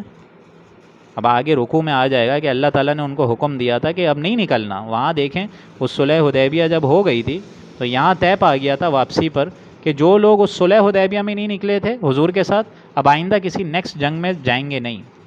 یہ تھا حکم اللہ کا، جس کو یہ سارے کے سارے منافقین بدلنا چاہ رہے تھے کہ نہیں ہم بھی چلیں گے. یہ حکم آگے آ جائے گا انشاءاللہ، کیونکہ میں بتا چکا ہوں ترتیب ایسی ہے کہ پہلے رکوع کا مضمون آخری والے رکوعوں سے میچ کرے گا، اور یہ پوری بات اگین اگلے رکوع میں آپ کو نظر آئے گی. تو حکم تو آ گیا تھا کہ آپ دوبارہ نہیں چلنا ہے، لیکن ان منافقوں کے اندر دیکھیں وہ جو مال سے محبت کا ایک مرحلہ ہے وہ بھی اس کو طے کر رہے ہیں کہ نہیں ہم تو جائیں گے. یہ لوگ چاہتے ہیں کہ اللہ کے حکم کو بدل ڈالیں. قل لن تتبعونا کذلکم، اے نبی آپ کہہ دیجئے تم ہرگز ہمارے ساتھ نہیں چل سکتے. قال اللہ من قبل، اللہ تعالیٰ نے تو تم کو یہ امر پہلے ہی بتا دیا ہے کہ تم نہیں جاؤ گے.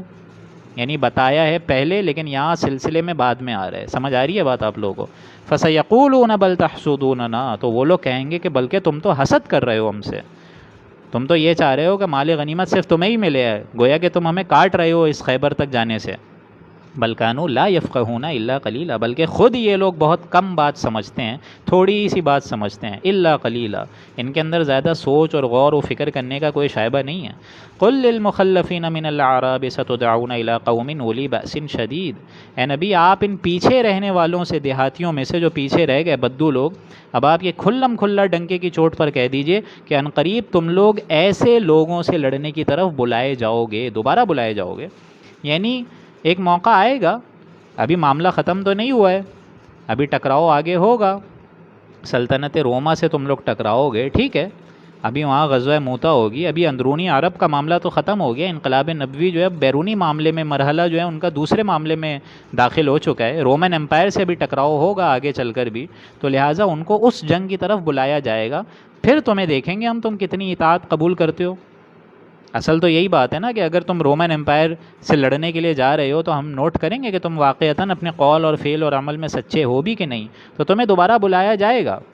ایک جنگ کے لیے تم کو بلایا جائے گا. ستدعون الی قوم اولی بأس شدید تقاتلونہم او یسلمون، اور وہ لوگ سخت لڑنے والے ہوں گے، یا تو وہ لڑیں گے یا تو اسلام لے آئیں گے، یا تو اطاعت قبول کریں گے یا تو اسلام لے آئیں گے. یعنی رومن امپائر بھی جو ہے ظاہر بات ہے اس میں ایسے طاقتور لیڈرز ہیں، اب ان سے بھی جب لڑائی ہوگی تو ان کا بھی یہی معاملہ ہوگا، یا تو وہ اسلام لے آئیں گے، کیونکہ اس اسلام کے جانباز مردوں کا سامنا کرنا اب آسان نہیں ہے. تو یا تو یہی بات ہوگی کہ وہ سارے کے سارے رومن امپائر ہے وہ بھی یا تو اطاعت قبول کر لے گی، یا تو سارے کے سارے ایک طریقے سے مارے جائیں گے، یہ بھی ہو سکتا ہے. تو اللہ تعالیٰ فرما رہے فَإِن تُطِيعُوا يُؤْتِكُمُ اللَّهُ أَجْرًا حَسَنًا، یعنی اگر تم اطاعت کرو گے تو تم اللہ تعالیٰ تمہاری اس نیکی کا صلہ دے گا، جنت میں لے جائے گا. اللہ تعالیٰ فرما کیا رہے کہ اگر رومن امپائر نے ہی بیسیکلی، یعنی یہ آگے ہی جنگوں کا ایک ذکر ہو رہا ہے کہ ابھی دیکھیں معاملہ صلح حدیبیہ سے آگے نکل گیا ہے، صلح حدیبیہ پیچھے رہ گئی ہے، جنگ خیبر بھی ہو گئی ہے، اب معاملہ جو ہے اور آگے کی طرف جا رہا ہے. یعنی اب خیبر کے بعد رومن امپائر سے ٹکراؤ ہونے جا رہا ہے، اس کا یہ پورا ذکر آ رہا ہے کہ ٹھیک ہے اگر اللہ تعالیٰ کے یہ بندے بن گئے، اسلام قبول کر لیا، فرما برداری اختیار کر لی، تو کوئی مسئلہ نہیں ہے، اللہ تعالیٰ ان کو جو ہے پھر جنت، وہ تو ظاہر بات ہے پھر مسلمان ہو گئے تو اللہ تعالیٰ پھر ایسے لوگوں کو جنت الفردوس میں بھی لے جائے گا، کوئی مسئلے کی بات نہیں ہے. لیکن وَإِن تَتَوَلَّوْا، اگر تم اس وقت بھی روگردانی کرو گے، یعنی اب منافقین کی طرف بھی ذکر ہے، اور منافقین کی طرف بھی ذکر ان دونوں سینس میں ہے کہ منافقین اگر اس جنگ کے لیے نکل گئے، اطاعت قبول کر لی، تو اللہ تعالیٰ ان کو نیکی عطا کرے گا، جنت دے گا، اور اگر منافقین وہاں بھی پیٹھ دکھا کے بیٹھ گئے، روگردانی کر کے بیٹھ گئے، تو من قبل، جیسا کہ انہوں نے اس سے پہلے نافرمانی کری تھی، پہلے بھی تو صلح حدیبیہ میں نہیں نکلے تھے، یعذبکم عذابا الیما، تو اللہ تعالیٰ ان کو دردناک عذاب کی سزا دے گا۔ لیس علی الاعمی حرج، ہاں ٹھیک ہے اس میں کہ اندھے پر کوئی ملامت نہیں ہے، اندھے پر کوئی ملامت اور کوئی اس طریقے کا معاملہ اور کوئی مذائقہ نہیں ہے کہ اگر وہ بیٹھا رہے تو کوئی مسئلہ نہیں ہے، وہ تو اندھا ہے، اس کو ایک اصل، ایک جائز، ایک حاجت ہوئی ہوئی ہے۔ ولا علی الاعرج حرج، اور نہ لنگڑے پر کوئی گناہ ہے، ولا علی المریض، اور نہ بیمار پر کوئی گناہ ہے کہ وہ نہ نکلا ہو اللہ کے نبی کے ساتھ صلح حدیبیہ کے لیے یا آگے والی جنگوں کے لیے۔ ومن یطع اللہ ورسولہ، اور جو شخص اللہ اور رسول کا کہنا مانے، یدخلہ جنات تجری من تحتها الانہار، اس کو اللہ ایسی جنتوں میں داخل کرے گا جن کے نیچے ندیاں بہہ رہی ہوں گی۔ ومن یتولی، اور جو شخص اس حکم کی نافرمانی کرے، معصیت اختیار کرے، روگردانی کرے، یعذبہ عذابا الیما، اللہ اس کو دردناک عذاب کی سزا دے گا۔ اب دیکھیں یہ جو آخری دو رکوع ہیں، یہاں پر تو دیکھیں پورا کا پورا معاملہ ہم لوگوں کو سمجھ آ گیا، منافقین کا، مشرکین کا، اور وہی منافقین جو کہ بدو والے تھے ان کا بھی ہمیں پورا کا پورا معاملہ سمجھ آ گیا۔ اب وہی بیعت کا مضمون آ رہا ہے جو میں نے ابھی آپ کو بتایا پہلے رکوع میں جو آیا تھا۔ پہلے رکوع میں اگر آپ لوگ کو یاد ہو، وہاں پر یہ الفاظ آئے ہوئے تھے، ان الذین یبایعونک انما یبایعون اللہ، کہ اے نبی جو لوگ آپ سے بیعت کر رہے ہیں وہ واقعتاً اللہ سے بیعت کر رہے ہیں۔ ید اللہ فوق ایدیہم، اللہ کا ہاتھ ان کے ہاتھوں کے اوپر ہے، یہ سارا مضمون وہاں آیا تھا۔ اب یہاں دیکھیں اللہ تعالیٰ اس بیعت پر کیسے راضی ہوا سارے کے سارے اہل ایمان سے، اس کا کتنی شان کے ساتھ ذکر ہے۔ لقد رضی اللہ عن المؤمنین، اللہ تعالیٰ راضی ہو گیا، خوش ہو گیا اے نبی ان لوگوں سے، ان اہل ایمان سے، کہ جب کہ یہ لوگ یبایعونک تحت الشجرہ، جبکہ اے نبی یہ لوگ آپ کے ساتھ اس درخت کے نیچے، اس درخت کے سائے تلے آپ کے دست مبارک پر بیعت کر رہے تھے۔ فعلم ما فی قلوبہم، اللہ تعالیٰ کو تو ان کے دلوں میں جو کچھ تھا اللہ تعالیٰ کو معلوم تھا، یعنی ان کے دلوں میں کیا تھا، ان کے دلوں میں ظاہر بات ہے جہاد کا شوق، ذوق شہادت اور جوش جہاد، اللہ کے دین کو قائم کرنے کا جو ایک جذبہ تھا، وہ تو ظاہر بات ہے، وہ تو صلح کے بھی حق میں نہیں تھے، انہوں نے تو صلح بھی یوں سمجھیے کہ ایک ریلکٹنٹ انداز میں کری ہے، وہ لوگ تو صلح کے حق میں ہی نہیں تھے، وہ تو چاہتے تھے کہ اللہ کا دین جو ہے وہ یہاں قائم ہو جائے، اسی لیے وہاں دیکھیں صلح کو فتح قرار دیا گیا، کیونکہ کفار بھی نہیں چاہ رہے تھے، کفار بھی یہی سمجھ رہے تھے کہ اب جنگ کس طرح کریں گے، یہ لوگ تو ایک دم احرام پہن کر آ گئے، تو یہ اللہ تعالیٰ نے دونوں کے ہاتھ روک دیے اور اسی فتح کو فتح عظیم دے دی، اور جن لوگوں نے بیعت کری ان کے لیے دیکھیں اللہ تعالیٰ راضی ہو گیا، اور ان کے دلوں میں جو کچھ تھا اللہ کو معلوم ہے، معلوم تھا، معلوم رہے گا۔ فانزل السکینۃ علیہم، تو اللہ تعالیٰ نے بھی ان کے دلوں میں اطمینان پیدا کرا، علیکم، علیہم ان کے اوپر، وآصابہم فتحا قریبا، اور ان کے ہاتھ ایک فتح عظیم دے دی، جھولی میں لا کر اللہ تعالیٰ نے وہ فتح دے دی، اور یہ فتح تو نقد دی ہے، یہ فتح تو فوراً دے دی ہے۔ اس کے آگے کا کیا معاملہ ہے، وَمَغَانِمَ كَثِيرَةً يَأْخُذُونَهَا، اور اس فتح میں بہت سی غنیمتیں بھی ہیں جن کو یہ لوگ لے رہے ہیں، یعنی ابھی صلح حدیبیہ جو ہوئی ہے اس کے آگے جو تمہاری جدوجہد تیر کی طرح چلے گی، اس میں کامیابی کے آخری مرحلے پہ ہم تم کو پہنچا کے رہیں گے، وہاں تک پہنچا کر رہیں گے۔ وَكَانَ اللَّهُ عَزِيزًا حَكِيمًا، اور اللہ تعالیٰ بڑا زبردست ہے اور کمال حکمت ہے۔ وعدکم اللہ مغانم کثیرہ، اللہ تعالیٰ نے تم سب سے وعدہ کر رکھا ہے بہت سی غنیمتوں کا، تأخذونہا فعجل لکم ہذہ، اور وہ وعدہ یہ کہ جن کو تم لوگ فوراً لوگے، فوراً تمہارے ہاتھ میں اللہ تعالیٰ تم کو جلدی میں دے دے گا، یعنی جلدی میں ایک تو یہ فتح جیسا میں نے بتایا صلح حدیبیہ بھی دے دی، اور اس کے بعد بھی آگے اللہ تعالیٰ نے ان کو خیبر بھی ہموار کر کے دیا، سلطنت روما سے بھی یہ لوگ جیت کر آ گئے، وکف ایدی الناس عنکم، اور وہ لوگوں کے ہاتھ تم سے رو کے رکھیا اس نے، یعنی یوں سمجھیے کہ ان قریش کے بھی تو ہاتھوں کو اللہ تعالیٰ نے رو کے رکھا نا، اسی صلح حدیبیہ کے ضمن میں اللہ تعالیٰ نے لوگوں کے ہاتھوں کو تم سے رو کے رکھا، یعنی اگر جنگ ہوتی تو قریش کچھ نہ کچھ تو نقصان تم کو دے ہی دیتے نا، تو اللہ تعالیٰ نے یہ نوبت ہی نہیں آنے دی بلکہ صلح حدیبیہ ہو گئی۔ وَلِتَكُونَ آیَةً لِّلْمُؤْمِنِينَ وَيَهْدِيَكُمْ صِرَاطًا مُّسْتَقِيمًا، اور تاکہ اہل ایمان کے لیے اب ایک نمونہ ہو جائے، ایک نشانی ہو جائے، اور تاکہ تم ایک سیدھی سڑک پر اب چلو، یعنی وہ سیدھی سڑک، وہ فتح عظیم کی سڑک شروع ہو چکی ہے، اور اب مسلمانوں کو آگے کوئی ڈرنے کی ضرورت نہیں ہے، فتح ہی فتح اب ان کی ہمکنار رہے گی، اور یہ ہمیشہ ہمیشہ اب کامیاب ہوں گے، اور دین اب صرف جزیرہ نمایاں عرب تک محدود نہیں رہے گا، بلکہ آگے بھی اس کی شاخیں جڑ پکڑیں گی۔ وَأُخْرَىٰ لَمْ تَقْدِرُوا عَلَيْهَا، اور ایک فتح اور بھی ہے جو تمہارے قابو میں ابھی نہیں آئی ہے، یعنی یہی رومن امپائر، وہ اللہ تعالیٰ دے دے گا تم کو۔ قَدْ أَحَاطَ اللَّهُ بِهَا، اللہ تعالیٰ نے تو اس کا احاطہ بھی کیا ہوا ہے، وہ ساری فتوحات کا علم تو اللہ کو ہے، اللہ دے گا تم کو۔ وَكَانَ اللَّهُ عَلَىٰ كُلِّ شَيْءٍ قَدِيرًا، اور اللہ تعالیٰ ہر چیز پر قادر ہے۔ وَلَوْ قَاتَلَكُمُ الَّذِينَ كَفَرُوا لَوَلَّوُا الْأَدْبَارَ ثُمَّ لَا يَجِدُونَ وَلِيًّا وَلَا نَصِيرًا، اور اگر تم سے یہ کافر لڑتے تو ضرور پیٹ پھیر کر بھاگ جاتے۔ ثم لا یجدون ولیا ولا نصیرا، پھر نہ ان کا کوئی حمایتی ہوتا، نہ ان کا کوئی مددگار ہوتا، یعنی جنگ کی نوبت نہیں آئی، اگر آتی بھی تو یہ کافر لڑ نہیں پاتے تم سے۔ سنت اللہ التی قد خلت من قبل، یہ اللہ کی سنت ہے، اللہ کا دستور ہے، اللہ کا ایک قاعدہ ہے جو کہ اس سے پہلے بھی چلتا ہوا آ رہا ہے۔ ولن تجد لسنت اللہ تبدیلا، اور آپ اے نبی اللہ کے دستور میں کوئی رد و بدل نہیں پائیں گے۔ اللہ رسولوں کی مدد کرتا ہے، یہ اس کی سنت ہے، یہ اس کا قاعدہ ہے، یہ اس کا ضابطہ ہے۔ وَهُوَ الَّذِي كَفَّ أَيْدِيَهُمْ عَنْكُمْ وَأَيْدِيَكُمْ عَنْهُمْ بِبَطْنِ مَكَّةَ، اور اللہ ایسا ہے کہ اس نے ان کے ہاتھ کو تمہارے قتل سے روکے رکھا، اور تمہارے ہاتھ کو ان کے قتل سے روکے رکھا، بِبَطْنِ مکہ، عین مکے کے درمیان۔ کیا مطلب اس کا؟ یعنی اللہ تعالیٰ نے دونوں کے ہاتھوں کو روک دیا۔ فائدہ کیا ہوا اس کا؟ یعنی فائدہ یہ ہوا دوستوں کہ مکے کے اندر اگر یہ جنگ ہوتی تو اس کے بعد آپ کو معلوم ہے اللہ تعالیٰ نے تو فتح دینی ہی تھی، یعنی واقعتاً اگر یہاں مکے کے اندر مکے کی سرزمین میں اتنی بڑی ایک جنگ چھڑ جاتی تو یوں سمجھیے کہ قریش بھی اس کا مطلب پورے طریقے سے تو مقابلہ نہیں کر سکتے تھے، کیونکہ مسلمانوں کے اندر جوش اور جذبہ اتنا تھا، وہ سمجھ گئے تھے کفار اور مشرکین کہ اب ان لوگوں سے مقابلہ جو ہے وہ مطلب ہے ہی نہیں۔ اسی وجہ سے تو دیکھیں انہوں نے بیعت کری ہے، انہوں نے اس چیز کو تسلیم کرا ہے معاہدے کے تحت کہ اب جو ہے ہم ان کا مقابلہ نہیں کر سکتے ہیں، تو ہم ان کو تسلیم کر رہے ہیں کہ Muhammad is a power to reckon with, we are actually admitting it.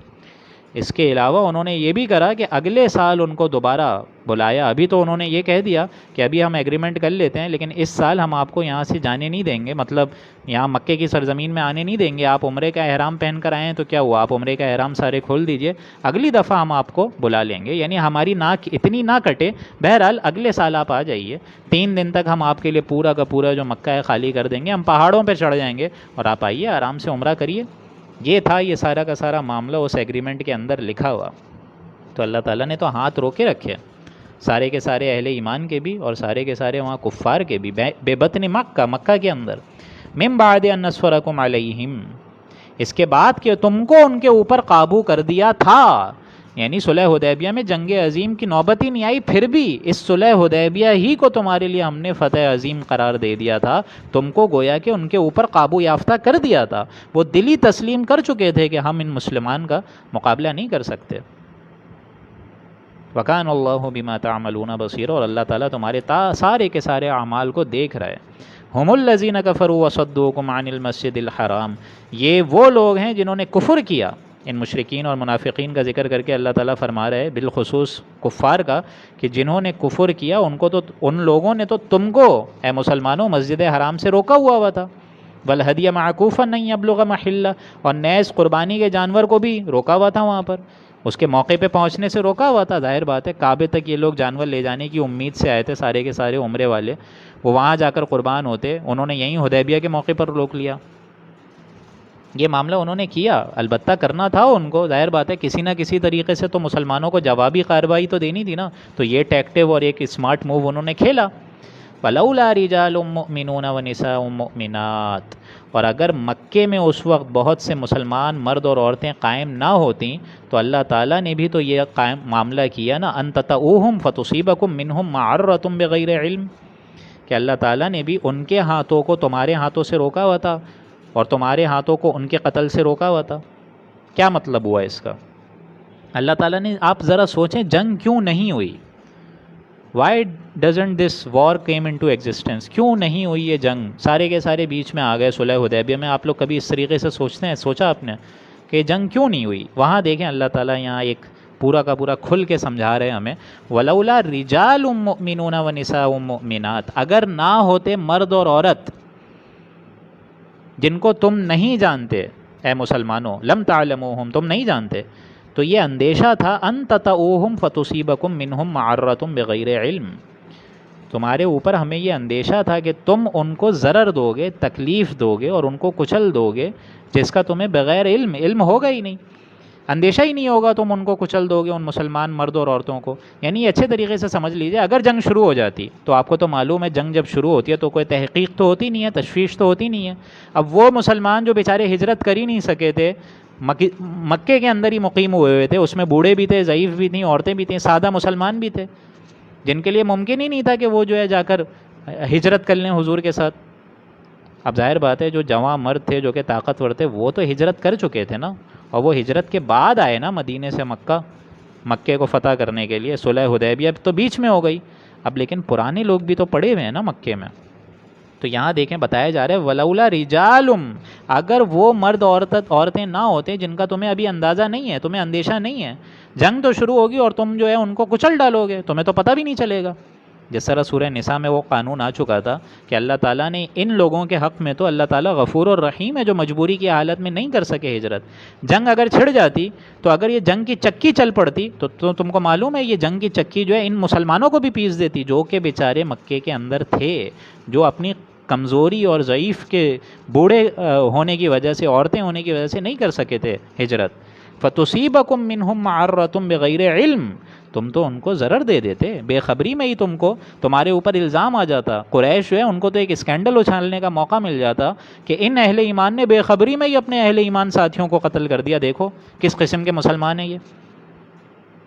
تو دیکھیں یہ بات ہے اصل. لِيُدْخِلَ اللَّهُ فِي رَحْمَتِهِ مَن يَشَاءُ، اللہ تعالیٰ داخل کرتا ہے اپنی رحمت میں جس کو چاہتا ہے. لَوْ تَزَيَّلُوا لَعَذَّبْنَا الَّذِينَ كَفَرُوا مِنْهُمْ عَذَابًا أَلِيمًا، اگر اللہ تعالیٰ ان کو ٹال دیتا، اگر ان سارے کے سارے جو ضعیف کمزور عورتیں بچے بوڑھے ہیں اگر یہ علیحدہ ہو جاتے، یعنی مکے کے اندر صرف کافر ہی کافر ہوتے، الذین کفروا جو ان میں کافر ہوتے، منہم عذابا علیما، تو اگر مکے کی سرزمین میں صرف کافر ہوتے اور یہ گڈمڈ قوم نہ ہوتی تو ہم ان کافروں کو تمہارے ہی ہاتھوں سے سخت ترین عذاب دیتے، بدترین عذاب کا مزہ چکاتے. اذ جعل الذین کفروا فی قلوبہم الحمیۃ حمیۃ الجاہلیہ، جبکہ ان کافروں نے اپنے دلوں میں آر محسوس کری، آر کو جگہ دیا، اور وہ آر بھی تھی جاہلیت کی. وہ لوگ تو اس گھمنڈ میں تھے کہ کیسے ان مسلمانوں کو ہم عمرے کی اجازت دیں، یہ تو ہمارے دین سے پھر گئے ہیں، ہمارے بت پرستوں کو انہوں نے چھوڑ دیا ہے. ان کے اندر تو حمیت جاہلیہ تھی جو کہ نسل پرست تھی، قوم پرست لوگ تھے، روایت پرست لوگ تھے، تہذیب اور تمدن پرست لوگ تھے. ان کی بنا پر جو ان کی حمیت تھی، جو ان کی طاقت تھی، وہ بھی جاہلیت پر مبنی تھی. جاہلیت تو ان کے اندر کوٹ کوٹ کے بھری ہوئی تھی. فَأَنزَلَ اللَّهُ سَكِينَتَهُ عَلَى رَسُولِهِ وَعَلَى الْمُؤْمِنِينَ، لیکن اس کے برعکس اللہ تعالیٰ نے اپنے رسول کو اور اہل ایمان کو اپنی طرف سے تحمل دیا، سکون دیا، اطمینان دیا، چین دیا. وَأَلْزَمَهُمْ كَلِمَةَ التَّقْوَى، اور اللہ تعالیٰ نے مسلمانوں ہی کو تقوی کی ملت پر جمائے رکھا، سیدھے راستے پر مسلمان ہی رہے. وَكَانُوا أَحَقَّ بِهَا وَأَهْلَهَا، اور وہ زیادہ تر اس کے احق ہیں، مستحق ہیں، اور وہ سب کے سب وَأَهْلَهَا اس کے اہل بھی ہیں. تقوی اگر ان پر ہے تو جچتا بھی ہے ان پر تقوی. وَكَانَ اللَّهُ بِكُلِّ شَيْءٍ عَلِيمًا، اللہ تعالیٰ ہر چیز کو خوب جانتا ہے. اب دیکھیں جو آخری دو آیات ہیں، آخری تین آیات ہیں 27، 28، 29، یہ بہت اہم ترین آیات ہیں. اور بہت اہم ترین آیات اس ضمن میں دوستوں کہ رسول اللہ صلی اللہ علیہ وآلہ وسلم کو اللہ تعالیٰ نے ایک خواب دکھایا تھا، اور وہ خواب یہ تھا کہ حضور صلی اللہ علیہ وآلہ وسلم نے فرمایا اپنے اہل ایمان سارے کے سارے ساتھیوں سے کہ میں نے خواب دیکھا ہے کہ تم لوگ سارے کے سارے عمرہ کرنے کے لیے اب واپس مکے کی طرف جا رہے ہو تم لوگ. اب یہاں دیکھیں اس آیت کو، اب آپ سمجھیں گے. لقد صدق اللہ رسولہ الرؤیا بالحق، بے شک اللہ تعالیٰ نے اپنے رسول کے خواب کو سچا کر کے دکھایا. اب اس میں ایک شبہ ہو سکتا ہے لوگوں کو، ہمیں بھی ہو سکتا ہے، آپ کو بھی ہو سکتا ہے کہ اگر رسول اللہ کا خواب سچا تھا تو وہاں صلح حدیبیہ پر یہ کیوں ہو گیا کہ وہاں پر احرام کھول دیا گیا اور واپس مسلمانوں کو مدینے کی طرف بھیج دیا گیا، وہ لوگ نہیں کر سکے عمرہ. تو اس میں کسی کا دل میں پیدا ہو سکتا ہے نا کہ یہ خواب تو جھوٹا نکلا، معاذ اللہ ثم معاذ اللہ. ایک شخص کے دل میں بھی اس طریقے کا سوال پیدا ہو گیا تھا، تو حضور نے واضح کر دیا تھا ان کو. رسول اللہ صلی اللہ علیہ وآلہ وسلم نے یہ بات واضح کری کہ بھائی میں نے یہ کب کہا تھا کہ ہم اسی سال عمرہ کریں گے؟ سن 7 میں جا کے پھر عمرہ ہوا ہے، عمرہ قضا کہتے ہیں، قضائے عمرہ کہتے ہیں اس کو، کہ وہ سن 6 میں جو نہیں ہو سکا تھا وہ پھر سن 7 میں ہوا ہے، اور اس ٹائم 3 دن تک قریش جو ہے وہ مکے کے پہاڑوں پر چڑھ گئے اور مسلمانوں نے مطمئن ہو کر عمرہ کرا، اس کا ذکر آ رہا ہے۔ لقد صدق اللہ نے سچا کر کے دکھایا اپنے رسول کے خواب کو، لتدخلن المسجد الحرام، کہ جب کہ یہ سارے اہل ایمان مسجد حرام میں آ رہے ہیں انشاءاللہ، انشاءاللہ یہ لوگ ضرور مسجد حرام میں آ رہے ہیں، آئیں گے یعنی مکے کے اندر، آمینین، اطمینان کے ساتھ، امن و امان کے ساتھ، محلقین رؤوسکم و مقصرین، وہ حلق بھی کروا رہے ہیں اور قصر بھی کرواتے ہیں۔ عمرہ کرتے ہیں تو سر منڈوانا اس کو حلق کہتے ہیں، اور قصر کرنا، چھوٹے بال رکھنا، اس کو قصر کہتے ہیں۔ تو ان سارے اہل ایمان نے آرام سے کرا، لا تخافون، ان کو کوئی خوف نہیں تھا، کوئی اندیشہ نہیں تھا، کوئی غم و فکر نہیں تھی، کوئی مڑ بھیڑ نہیں تھی، کوئی تانا نہیں تھا ان کفار کی طرف سے، کوئی بری بات بھی ان کو سنائی نہیں دی گئی، تو وہ تو آرام سے انہوں نے پھر عمرہ کیا۔ فعلم ما لم تعلموا فجعل من دون ذلك فتحا قریبا، سو اللہ تعالیٰ کو وہ باتیں معلوم ہیں جو تم لوگوں کو نہیں معلوم، اور اللہ تعالیٰ نے تو اس سے پہلے ہی تم کو ایک فتح عظیم دے دی تھی، فتح قریب میں رکھی ہوئی تھی، یعنی اس عمرے سے پہلے ہی فتح خیبر ہو چکی تھی، اور جو مال غنیمت تھا وہ تو بہت زیادہ ان مسلمانوں کو مل گیا، کیونکہ وہ میں بتا چکا ہوں یہودیوں کا اصل گھر تو وہی تھا۔ تو اللہ نے مسجد حرام میں جو اب داخل کرا ہے، تو پہلے ہی فتح تو تمہاری جھولیوں کے اندر ہم نے ڈال دی تھی۔ هو الذی ارسل رسولہ بالہدی ودین الحق لیظہرہ علی الدین کلہ وکفی باللہ شہیدا۔ اب دیکھیں یہ آیت آ گئی ہے، اور یہ بہت اہم ترین آیت ہے قرآن مجید کی، یعنی جو راستہ ہے نبی اب آپ چل رہا ہے، آپ کا راستہ صراط مستقیم، وہ جا کس طرف رہا ہے، اس کی اینڈنگ کیا ہے؟ دنیا میں تو ہے مسلمانوں تمہاری جدوجہد ایک ایم ہونا چاہیے، اس کا وہ جدوجہد اور اس کا ٹارگٹ اور اس کا اصل ہدف اور اس کا ایم کیا ہے؟ وہ ایم یہ ہے کہ اللہ کے دین کا غلبہ کر لو۔ اے نبی ہم نے تو آپ کو بھیجا ہی ہے اس وجہ سے، تاکہ آپ کو بھیجا ہے الہدا دے کر، سچا دین دے کر، ودین الحق، الہدا یعنی قرآن مجید دے کر اور سچا دین دے کر، لیظہرہ علی الدین کلہ، تاکہ آپ اس کو تمام ادیان پر، تمام دینوں پر، تمام دستوروں پر علی الاعلان ظاہر کر دیں، غالب کر دیں۔ ہم نے تو بھیجا ہی اسی لیے۔ سورہ توبہ میں وہ ہم آیت پڑھ چکے، هو الذی ارسل رسولہ بالہدی ودین الحق لیظہرہ علی الدین کلہ ولو کرہ المشرکون۔ وہاں الفاظ کے اینڈ میں تھا کہ بھلے یہ مشرک جو ہے اس کو کتنا ہی ناپسند کرائیں، کتنا ہی ناپسند سمجھیں، اور یہاں الفاظ کیا ہیں؟ یہاں الفاظ ہیں وکفی باللہ شہیدا، اور اللہ تعالیٰ ہے نبی آپ کے لیے کافی ہے، مدد کے لیے بھی کافی ہے۔ سورہ صف میں بھی یہی آیت آئے گی، ہم لوگ انشاءاللہ آگے پڑھیں گے۔ تو دین حق، اعلانیہ عادلانہ نظام، عادلانہ دین اب آپ کو قائم کرنا ہے۔ یہی آیت ہم پڑھ چکے سورہ شورى میں، ان اقیموا الدین ولا تتفرقوا فیہ، قائم کریں اس دین کو، غالب کریں پورے نظام زندگی پر، اس دین اسلام کو اب غالب ہونا چاہیے۔ وکفی باللہ شہیدا، اور اللہ بطور کافی ہے، گواہ کے طور پر بھی اور مددگار کے طور پر بھی۔ شہیدہ سے مراد یہاں پر اس کو مددگار سمجھیے، یعنی شہید کہتے ہیں جو بندہ حاضر ہو جائے۔ اب اللہ تعالیٰ تمہارے لیے موجود ہے، اہل ایمان تمہارے لیے حاضر ہے، تو وہ اب مدد بھی کرے گا۔ اور محمد الرسول اللہ، اگلی آیت دیکھیں سب سے اہم، کہ اللہ تعالیٰ سب سے پہلے تو مدد کر رہا ہے محمد الرسول اللہ صلی اللہ علیہ وآلہ وسلم۔ محمد اللہ کے رسول ہیں، یعنی یہ وہ جماعت ہے، والذین معہ، اور جو لوگ آپ کے ساتھ ہیں وہ صحابہ رضی اللہ تعالیٰ عنہ اجمعین، وہ عظیم الشان صحابی جن کی 12-13 برس کی محنت پر آپ نے ان صحابیوں کو ڈٹایا ہے، جمایا ہے دین صراط مستقیم پر، تو وہ تو ظاہر بات ہے نبی، یہ تو ساری ایک جماعت ہے۔ یہ تو بیعت کا تذکرے کے ساتھ وجود میں آئی ہے، آپ کو معلوم ہے اسی پہلے رکوع میں ہم نے وہ بیعت کی بھی آیت پڑھ لی۔ تو محمد مصطفیٰ صلی اللہ علیہ وآلہ وسلم ایک تو ایمان کی بھی بیعت لیتے تھے، اچھے طریقے سے سمجھ لیں، ایمان کی بھی حضور نے بیعت لی ہے سارے اہل ایمان لوگوں سے، مسلمانوں سے، عام لوگوں سے، جو انہوں نے کبھی اہل مکہ سے نہیں لی،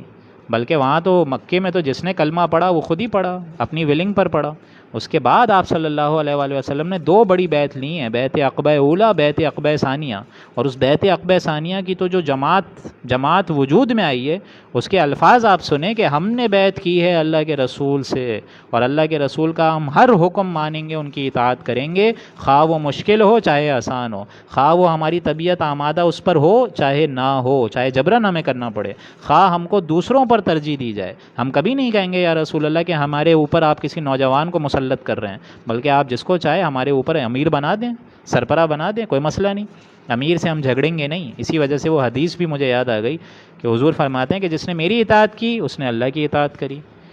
اور جس نے میری نافرمانی کری اس نے اللہ کی نافرمانی کری، اور جس نے میرے کسی مقرر کردہ امیر کی اطاعت کری اس نے گویا کہ میری اطاعت کری، اور جس نے کسی میرے مقرر کردہ امیر کی نافرمانی کری اس نے گویا کہ میری نافرمانی کری۔ تو آپ ذرا سوچیں، آج اتنے خربوں میں مسلمان ہیں، کسی ایک امیر کے انڈر ہوتے، یہ سارے حج میں جو سارے 30-40 لاکھ لوگ جاتے ہیں، کسی ایک مسلمان کے انڈر ہوتے، حضرت عمر رضی اللہ تعالیٰ عنہ جیسا ایک کمانڈر اللہ تعالیٰ ان کو دے، اور ان کے نیچے ساری کی ساری قوم جمع ہو جائے، تو آپ سوچئے باطل کا نقشہ ہم ہٹا کے رکھ دیں گے۔ مزید اس بیعت عقبہ ثانیہ میں انہوں نے فرمایا کہ ہم جہاں کہیں گے اے نبی، آپ جہاں جو حکم دیں گے ہم پورا کریں گے، اور ہمیں جہاں مشورہ اچھا دینا ہوگا ہم دیں گے۔ We will not hold our opinions back, we will not hold them, ہم حق بات کہیں گے، اور جہاں فیصلہ ہوگا اس پر اللہ اور رسول کی اطاعت کو قبول کریں گے۔ لہٰذا یہ اچھے طریقے سے سمجھ لیجئے، محمد الرسول اللہ، اب ایک جماعت ہے وجود میں، محمد اللہ کے رسول ہیں، اور جو لوگ ہیں نبی آپ کے ساتھ ہیں، یعنی وہ عظیم الشان صحابہ، اور ان صحابہ یعنی وہ ساتھی اب جب جمع ہو جائیں گے صحابہ کی شکل میں، اب جب آرمڈ کانفلکٹ ہوگا، یعنی اب پیسیو ریزسٹنس ختم، اب ایکٹیو ریزسٹنس ہے، اب جماعتی نظام ہے، اس کا ذکر آ رہا ہے کہ یہ اہل ایمان کی شان کیسی ہے، ذرا سنیے۔ اشداء علی الکفار، وہ کافروں کے مقابلے میں بڑے سخت ہیں، تنگ دو ہیں، جابر ہیں، اکھاڑ کے پھینک سکتے ہیں کفار کو۔ رحماء بینہم، اور آپس میں بڑے مسلمان ایک دم بھائی بھائی ہیں، مہربان ہیں، رحم دل ہیں، شفیق ہیں۔ یہی الفاظ آئے تھے نا سورہ مائدہ میں، اذلۃ علی المؤمنین اعزۃ علی الکافرین، یہ سارے کے سارے اہل ایمان آپس میں بڑے رحم دل ہیں، اور لیکن کافروں پر ایک دم جابر ہیں۔ ہو حلقہ یاراں تو بریشاں کی طرح نرم، رزم حق و باطل ہو تو فولاد ہے مومن، یہ ہے ان لوگوں کی شان۔ رحماء بینہم تراہم رکعا سجدا یبتغون فضلا من اللہ ورضوانا، اور اے انسان تو دیکھ لے گا ان کو، پہچان لے گا ان کو کہ ان کے رکوع اور سجدے کی وجہ سے ان کے جو چہرے پر وہ جو دھبے ہیں، مطلب چہرے پہ دھبے یعنی ماتھے پر جو دھبے ہیں، جیسے سجدے میں جب گھڈا پڑ جاتا ہے تو اس سے بھی اندازہ ہوتا ہے کہ یہ صحابی سارے کے سارے 5 وقتہ باجماعت تکبیر اولیٰ کے نمازی تھے، سارے کے سارے بالخصوص۔ اور اس میں دوسری بات یہ بھی ہے کہ نمازیوں کے چہرے پر جو نورانیت ہوتی ہے اور رونق ہوتی ہے وہ آپ پہچان جائیں گے۔ یبتغون فضلا من اللہ ورضوانا، یہ تو اللہ کے اپنے اس فضل سے، اللہ کے اپنی اس رضا کے متلاشی ہیں، اس کے تلاش کرتے ہیں، اللہ کے فضل میں کمر کوشاں ہیں، ورضوانا، اور اس کی رضامندی کی جستجو میں لگے ہوئے ہیں۔ سیماہم فی وجوہہم من نثر السجود،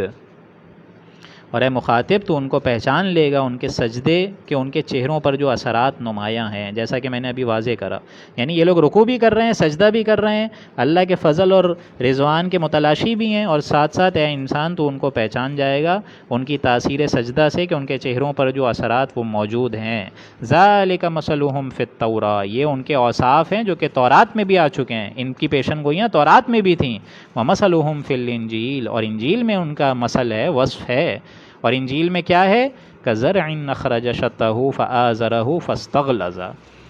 یہ ایک ایسی کھیتی کے مانند ہیں جو کہ اپنی سوئی نکالے، یعنی کھیتی جس طرح وہ پکتی ہے، پھر اس نے اس کو پورے طریقے سے قوی بنا دیا، اور پھر وہ موٹی ہوئی، وہ کھیتی اور تر و تازہ ہوئی۔ فاستوى علی سوقہ،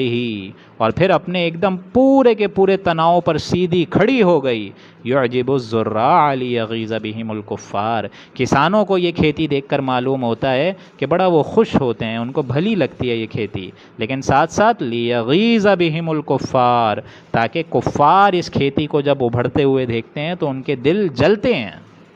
کیا مطلب ہے اس پورے مثال کا؟ کیا مطلب ہے یہ مثال جو انجیل کے ایک وصف میں اللہ تعالیٰ بتا رہے، کیا اس کی مثال ہے؟ یعنی یہ سارے کے سارے جو صحابہ تھے، یہ بھی جب ابتدائی دور میں تھے، یہ بھی تو ایک بیج کی مانند تھے نا، اس بیج کی طرح سے جب وہ نکلے ہیں مکے کی سختیوں سے، اور وہ بیج جو ہے وہ اب جا کے پورا مکمل درخت بن گیا ہے، رفتہ رفتہ اس میں جو زراعت ہوئی ہے، اس کا نتیجہ یہ نکلتا ہے کہ جو اب کھیتی وجود میں آئی ہے ان صحابہ کی، ان کو دیکھ کر اب کسان خوش ہو رہا ہے کہ آج دیکھو میری کھیتی کتنی ابھر گئی ہے، کتنا بڑا خوبصورت باغ لگ گیا ہے، اب اس کھیتی پر پھل آ گئے ہیں، اور تاکہ اس سے دل جلے کفاروں کا. یعنی یہ کھیتی تھی صحابہ رضی اللہ تعالیٰ عنہ کی، اس میں جو پھل لگ رہے تھے وہ نئے نئے صابر ایمان والوں کے پھل لگ رہے تھے. اور اس کا کاشتکار کون ہے؟ اس کھیتی کا لگانے والا کون ہے؟ آپ مجھے بتائیے. اس کھیتی کے کاشتکار ہیں محمد رسول اللہ صلی اللہ علیہ وآلہ وسلم. جب تک تو ابو طالب کا انتقال ہوا تھا تو صرف 150 آدمی تھے نا ان کے ساتھ بس. اور اس وقت تو آپ صلی اللہ علیہ وآلہ وسلم کی یہ تک پوزیشن نہیں رہی تھی کہ وہ مکے میں رہ سکیں، کفار کا دباؤ اتنا تھا. اسی وجہ سے تو طائف گئے تھے نا وہ، کہ اس دعوت اور تحریک کا مرکز میں وہاں منتقل کر دوں، وہاں اگر کچھ صاحب ایمان پیدا ہو جائیں تو میرے لیے بڑی آسانی ہو جائے. ایک وہ دور تھا دوستوں، اور ایک یہ دور ہے. ایک وہ دور تھا جس میں ایک مشرک کی امان لے کر مکے میں واپس داخل ہوئے ہیں، معتم ابن علی کی. ایک وہ دور تھا، اور آج یہ دور ہے کہ 1400-1800 لوگ آپ کے ساتھ بیعت علی الموت کرنے پر راضی ہو چکے ہیں. ان کو اس پر ملال نہیں ہے، ان کو اس پر ملال ہو رہا ہے کہ صلح دب کر کیوں ہوئی ہے. ان کے اندر حمیت ایمانی، ان کے اندر اتنا وثوق ہے اس کا کہ جان بچنے کی خوشی نہیں ہو رہی، الٹا افسوس ہو رہا ہے کہ دب کر صلح کیوں ہوئی ہے. لہٰذا یہ کھیتی بڑھ رہی ہے. دین اسلام اب جڑیں مضبوط کر رہا ہے، دین اسلام پھیل رہا ہے، اور اس کا پھیلانے کا سب سے عظیم الشان کریڈٹ جاتا ہے محمد الرسول اللہ صلی اللہ علیہ وآلہ وسلم کو، ان کی تربیت کو، ان کی تاثیر کو، ان کے اس قرآن مجید کے پھیلانے کے انداز کو، ان کے لیے سموتان جو ڈسپلن انہوں نے صحابیوں کے اندر جما ڈالا، اس کا یہ کریڈٹ پورا کا پورا جاتا ہے جناب محمد الرسول اللہ کو.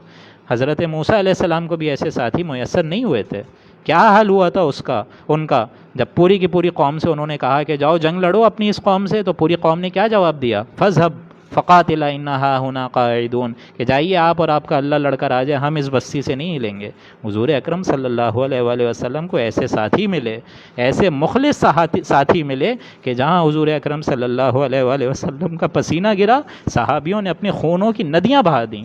جہاں ایک حکم ہوا اور سارے کے سارے موت تک کے لیے تیار ہو گئے. شہادت مطلوب و مقصود و مومن، نہ مال غنیمت نہ کشور کشائی.